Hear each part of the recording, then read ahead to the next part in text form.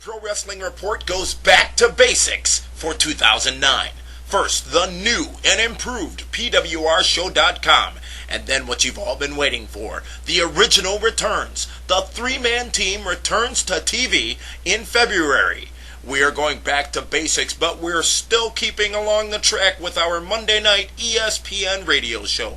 Be sure to tune in and find out more at PWRshow.com about the all-new PWRshow.com, the return of the three-man team to TV, and the continued expansion of ESPN Radio. Go to PWRshow.com for more info. And now, take a look at this interview from 2006 to find out more about what the Pro Wrestling Report is all about. Edition here on PWR. Dameon, a lot of people ask this question to everyone that's a wrestling fan. When did you first start watching pro wrestling? Frank, I remember it like it was yesterday. It was WrestleMania 3, 1987. I was at my Aunt Jean's house, and they had ordered, or maybe stolen, the pay-per-view, and it might have been closed caption at the time, don't know. But I vividly remember up to that date and seeing that event, flipping past wrestling, which was always on at the time. We're talking, 20 years ago. And it was WrestleMania 3, the bigness of the event and the specialness of the event and the scope of the event drew me in. And then after that, Wrestling Superstars, Wrestling Challenge, All-Star Wrestling, Primetime Wrestling, World Class Championship Wrestling, NWA Worldwide, all of those shows, TBS's Saturday Night Show, every week. It was, I could not miss it. Was there a wrestler at that time that you can identify with that I needed to watch wrestling because he or she was on? At the time, it was everybody. I mean, obviously, Hulk Hogan was the big man on campus, if you will. You had Ricky Steamboat, Randy Savage, Georgie Animal Steel, Jake the Snake Roberts, Billy Jack Haynes, Hercules, the Ultimate Warrior, who came around just later after that. There were so many big stars that WWE was such a huge spectacle, whereas now where you have a John Cena and Great Khali, does it count? You have, a couple of big stars, whereas back in the day, every star was huge. So that one person, I was always a fan of Savage. Savage was your guy. When you first started watching wrestling, did you realize that, hey, this is scripted and choreographed? Of course not. I was 11 years old at the time, and wide-eyed and believing most anything I saw. And it was a sport.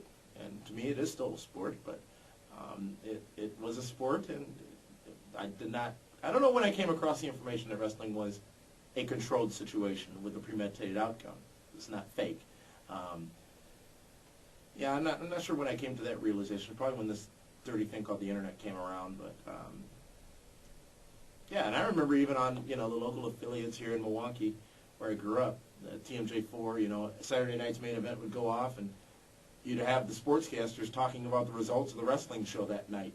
Wrestle Fest, I believe it was. It was at County Stadium in Milwaukee. I still remember the news clip of Bobby Heenan, I believe, or Jimmy Hart getting chased around by the Ultimate Warrior in the stands. I still remember that stuff because it was treated, much like it is currently in Japan, as a real sport. It's been debated on this show, What show? the Pro Wrestling Report, as far as, is wrestling a sport? Will you finally, I'm not going to have you change your mind, but give your reason as and define it as best as you can. Is pro wrestling a sport? In my opinion, professional wrestling is a sport because it is an athletic competition. That competition may not be for winning or losing. That competition is for ultimately winning over the fan. And that is how I define professional wrestling as a sport. Clearly they're athletes. Clearly it takes specialized training to be in that position of being a professional wrestler. And there is, if bowling is a sport, if luge is a sport, if golf is a sport, in my opinion all of those are games of skill, to be honest with you, then professional wrestling, much like amateur wrestling, while the two are very different, is indeed a sport, as it is an athletic competition featuring specialized trained athletes who must learn their craft in order to be effective in the delivery of it. To my knowledge, 10 to 15 years ago, there really wasn't, obviously the internet was still in its infancy at the time, but there really wasn't a program that just specialized in, we're going to talk pro wrestling. What moment did you think, hey, I'd like to do a show on pro wrestling? What spark was there to say, I want to do a pro wrestling show? What made you think about it? You know what it was is, the internet was in its infancy, if you will. It was right after Al Gore created it. And it was, you had to go to site A, site B, site C, site D, and try to figure out what of this news was real, what was just a sensationalized headline, what was true, and what made the most sense, and what could be treated as real news. As a wrestling fan, which I was and still am, there wasn't one spot to do that. So I said, hey, what if there was a television show, website, phone line, whatever it is, where you have one place to go and get a consolidated version of the news. Now today those sites do exist, where there is a consolidated version of news, if you will, several that I use. But at the time, there was just not one place, easy place. I'm lazy at times and love everything delivered to me on a silver platter, but there was not that one opportunity to just sit down, relax, and listen to what the latest in the professional wrestling world was. And from day one, when Carl Love and I sat down and did the first show on March 18, 1998, from day one, it was news that was believed to be true at the time, peppered with opinion of that news, and opinion of what had been observed in the prior week in professional wrestling. Over the last nearly 10 years, that's what we've done, and we've done differently, it's all about the opinion. That was the idea behind the show, was to give fans an entertaining method to find out the latest and truest, most factual professional wrestling news and information. And we were obviously at the time just on TV in Milwaukee, and that run has gone minus 1 year for that whole time. But it was very well received, and it was a fun time. Who was the first pro wrestler that you got to interview specifically for the show? There were two of them, actually. Mosh and Thrasher, the Headbangers, which happened right shortly after the show launched. We had a great opportunity working with Romines in Milwaukee. They party every day there, don't they? That's what I hear, except for a couple of days, but I'm not sure exactly when. Usually someone fills that information for me. And it was, I'm a fan. I am a mark. I'll admit that. WWE mark. I'll admit that. Always have been. Probably always will be. But to be sitting between those two and have them really speak candidly about the professional wrestling business, and at the time their hatred for Legion of Doom, was a bit surreal.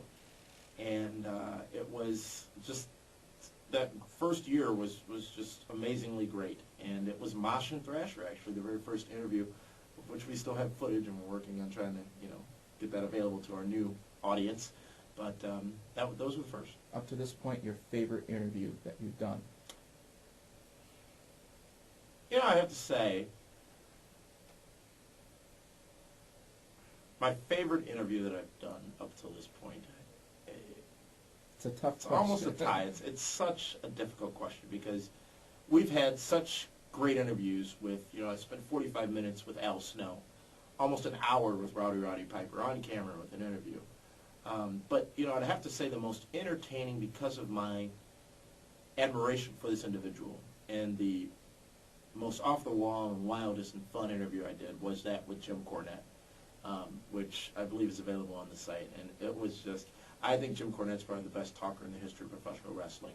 And the respect that I have for him is pretty substantial.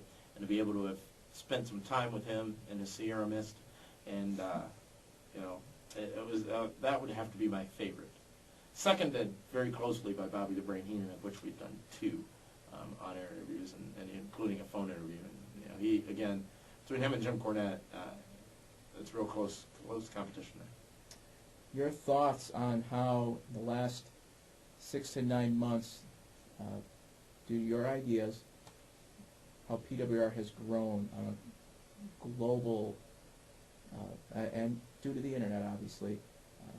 We were just in Milwaukee, and now we're getting Milwaukee, Oregon. What are your thoughts on that? Are you in shock by the amount of posts? That was 70,000 plus on the forum. You can never discount the passion of a professional wrestling fan. You can always overestimate what's in their wallet. The fact that we were on the internet was a bit of a, I love a challenge. And we were challenged at one point due to a disagreement with the television station we broadcast on. And in my rebellious mindset, I said, screw it, we'll just put them on the internet. See how that goes. YouTube was new and in its infancy. We got a little camcorder and did a little show, and still broadcast on TV and on the internet. And didn't change the show. We had, at that time, it was Max Sports when we debuted online due to the downfall of professional wrestling and needing to still have an hour of TV to fill each week. From there, it just ballooned, blossomed, and snowballed. Am I surprised by the amount of response that the show has gotten? Yes. Do I understand it all the time? No. But what I think makes us different is, I will never, ever sit here and claim to be an insider. There's a lot more that I know than the standard wrestling fan from seeing what I've seen, being where I've been, and, having the privilege to be at, I think, 4 or 5 WrestleManias and just being backstage at several events and meeting a lot of the professional wrestlers and knowing a lot of stuff that we don't re-air, by the way. And Meathead and I had the opportunity to see some pretty wacky stuff backstage at some wrestling shows involving, some things that may not have, that wouldn't be endearing to the people that they're involved in. We never talked about that on air because that's their personal lives and that's backstage and that's where a lot of stuff needs to stay sometimes. So we're not insiders. We are fans, we are smarks, who know a little bit more about professional wrestling than many other people out there, which is why I think our show resonates with the fans. They look at it as, hey, these are just guys. What you get that hour, 45 minutes, 50, 70 minutes, whatever it is each week, because it's not scripted. It really isn't. Yes, I have notes of bullet points to keep Meathead in line, but it is not scripted. What you see for that chunk of time each week is merely a snapshot of the chunk of time that we spent together as knowing each other for almost 10 years and just talking professional wrestling. We don't go over the show, the notes. As a matter of fact, I keep them pretty close to my chest before the show, and it is just a discussion. It's almost like, and we've done this before, Spirits Pub. It's like 3 guys at a bar talking professional wrestling. We just don't have the liquor yet. We've been working on that. So I think that's why fans see us and see the show as something that they can relate to. You've got your internet sites out there and people who want to say, I'm an insider, I heard from this person backstage, or my sources say, or blah, blah, blah, blah, blah. And, we've got people who are in with the biz. Yeah. And that's just not what it's about. There's a lot of stuff I choose not to report on, stuff that either is not confirmed or stuff that just is not for public consumption. We're not dealing with a bunch of Lindsay Lohans and putting out that trouble lately. Dirty laundry and all that stuff. That's what this is about. This is about talking about what we saw over the last course of the week on professional wrestling, what we thought about it. We're not tied to WWE. We're not tied to TNA. We're not tied to Ring of Honor. We've participated in business relationships with WWE very loosely. We've not really done anything with TNA. We've been to their shows. We've participated in some business opportunities with Ring of Honor. They've allowed us to come and see get some interviews with their people and work with them. But there's stuff we know and there's stuff we've seen, but we're not an insider. We are fans. This is for fans. This is by fans. We're not ESPN. We don't think we are. We're not even Fox Sports Net. We don't think we are. But what we are 3 people who will sit down and talk about the wrestling business as we see it and not worry about any ramifications. I think Meathead should be concerned as to bumping into Jeff Hardy in the streets one day because he probably, serve him on an ass whipping. Will Jeff to me. But, and I know and I wonder at times, and I don't know for sure, but, the rest of the staff on the show has been privileged enough to see and know about some of the correspondences we've had with some national organizations and some inquiries from, I got a call from Fox News during this whole Chris Benoit thing out of New York City, and I told him flat out, I said, you know what, we're not insiders. I'm a fan. Had the opportunity to see a lot of stuff. I know a lot of stuff about wrestling, but we're just fans. And so we're out there, and people know the show is out there, but we need it to continue to grow. We have tens of thousands of visits each month, and we are just under 1 million viewers of our product since February of 2006, online alone. Right about 920,000 right now, so we'll be celebrating that 1 million mark. But, it's a pretty substantial accomplishment. We don't make money. This costs money. There's some small revenues that may be generated at times from the website, put right back into the show, put right back into production, because it is not for the money. It is, as Meathead would say, it's for the love. Some fans have asked, you guys should be on a cable network. Is that where you see the program in the next couple of years? Obviously, that would take a lot of time between everyone that's involved in the program. But is that something is that a goal of your show, or is it just be where you are and continue to grow it this way? I like the guerrilla methods that we use to broadcast. I like the freedom of being on the internet. We do have some restrictions on our television station in Milwaukee, obviously, and we work within those restrictions, but they're pretty loose compared to some of the broadcast opportunities that some people feel we should have. There are other people who will talk about wrestling on camera. There's nobody who does it better than the Pro Wrestling Reporter. We are in a professional studio with professional equipment and, with full broadcast abilities, and we do broadcast a show each week on TV. We've been on broadcast television as well, and that was a 3-month stint or so that for various reasons didn't necessarily work out. But do I like to be told what to do ever? No. Do I want to relinquish control of this program to anyone else? No. And do I have reservations about what, once numbers start trickling in, ratings, advertising revenues, things of that nature? Look at TV shows. Not every show's a Gunsmoke. Right. And we've been on the air for nearly 10 years. And I like the opportunity to, when we need to, not do a show. The opportunity to, when we need to, just do whatever the heck we want without asking somebody if it's okay. And I like that freedom. I also like the money that could come to all of us if we were broadcast on television. But, my ultimate goal is to be involved deeply with television production and not so much on camera, but behind the scenes for the most part. So we'll see what happens as it comes along. And we've been approached by a television station in New York, an independent station that wants to use one of their new broadcast vehicles and feature this show on there, and we're working with them. So these little things are happening out there, but if it comes to a matter of signing over control of the show or having to pay or having to make our viewers pay for something, I'm not going to do it. Switch gears just a tap. From a personal level, Yes. what else does Dameon Nelson watch? Oh, on TV? Frank, you have opened up that proverbial can of worms. What else do I watch? I watch a lot of National Geographic Channel, actually. Air Emergency, Seconds from Disaster, two of my favorite shows on TV. I've learned to fly safer based off seeing what happens on those programs. The Golden Girls, Seinfeld, two of the best written shows in the history of television, no matter what anybody ever says. New favorite show is Mad Men on A&E. If you haven't watched it, it's a advertising firm show set in the 60s that I stumbled across because it just happened to be on Monday. It was a great show. Can't wait for the next episode. But I don't watch much TV.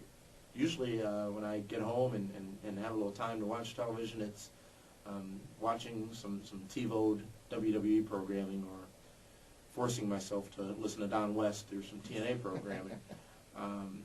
But there isn't much time for it. But big Family Guy fan as well, and love comedy. Louis Black, Lisa Lampanelli. Not a fan of Dane Cook at all. And Ron White, actually.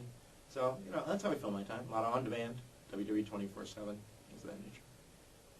you could take one vacation in a weekend, Vacation. where would it be? Well, Frank, I'm going to Las Vegas. Stayed at the Barbary Coast. Greatest town in the world. My favorite city out there. What's one thing that people don't know about you that you would like to say to fans? One thing people don't know about me is I actually do have a little bit of training in this field. I went to television. I went to school for television and video production. I went to school for advertising and marketing. I work in a major entertainment facility, and I work in both those fields. And it sucks up a lot of my time. A lot of travel involved and a lot of long hours involved. But it's almost like the world's colliding episode of Seinfeld. That's over there. This is over here, and I try to give a little bit of myself to both.